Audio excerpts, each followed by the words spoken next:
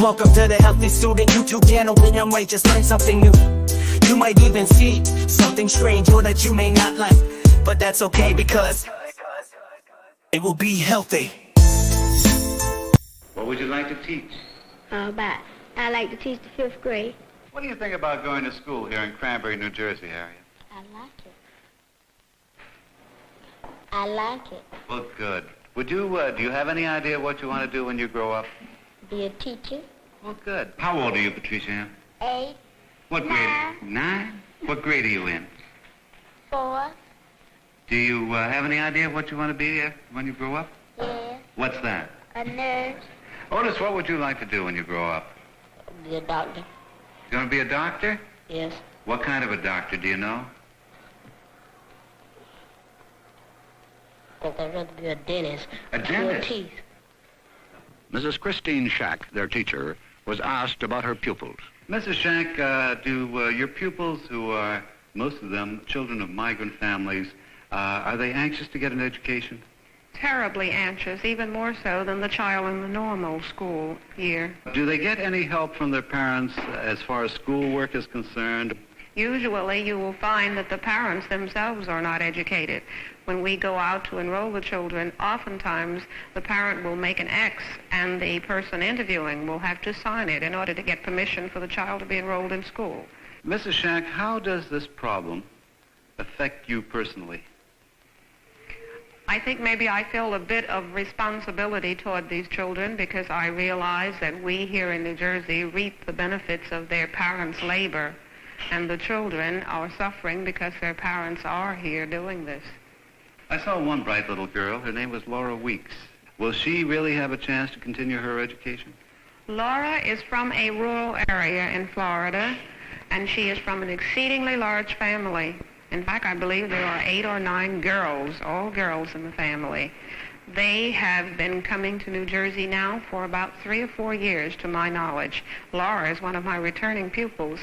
I've seen great progress from year to year in Laura. We've had her for 3 sessions. However, I think because of the family's financial conditions and the size of the family and the fact that she is in a rural area, that she probably will get no farther than upper junior high school or maybe complete high school with luck. What about Harriet Damon? Harriet, too, is from a very large family. There are 9 children in the Damon family. We have 6 of them here in the summer program. She is the oldest of the 9. I doubt seriously that Harriet will have an opportunity to advance her education. One can't help but have compassion for those who find themselves in such a condition. The federal government spends $6.5 million annually protecting migratory wildlife. This year, Congress failed to appropriate $3.5 million to educate migratory children. Senator Harrison Williams, chairman of the Subcommittee on Migratory Labor, was asked if state or federal legislation was the answer. Many aspects can only be successfully dealt with at a national level. For example, wages. We see states in competitive positions. They're reluctant to raise wages through legislation in their state because their farmers are competing with farmers in other states. And we see in education some states who have taken great strides. We can't expect states to do it alone when they know their neighboring state with whom their farmers compete are not doing anything. We know that just about everybody in this country has some federal support for adequate housing through FHA or whatever the program is, except the farm community. And the migrant farmer is the most poorly housed member of our society. Senator Williams, a Democrat, and Secretary of Labor Mitchell, a Republican, have called for legislation which will probably come before the next session of Congress. And only last week, President Eisenhower made the Presidential Committee on Migrants a permanent body. But the real problem is that there are many kinds of farmers and many kinds of crops. The big mechanized grain and dairy farmers use little or no migrant labor. Some of the major canneries do pay fair wages and provide adequate housing. However, it must be stated that most of the fruit and vegetable farmers find it economically impossible to build good housing like this to be used only 6 weeks a year. The farmer claims he is trapped between what society expects and his market demands. Howard Jones, a grower in Florida, was asked if he knew what his beans, picked that day, would bring in the market. Well, you can't tell from one day to another. Some days you'll go down there and you'll get $5. Now, I've seen them drop to $1.50 the next day.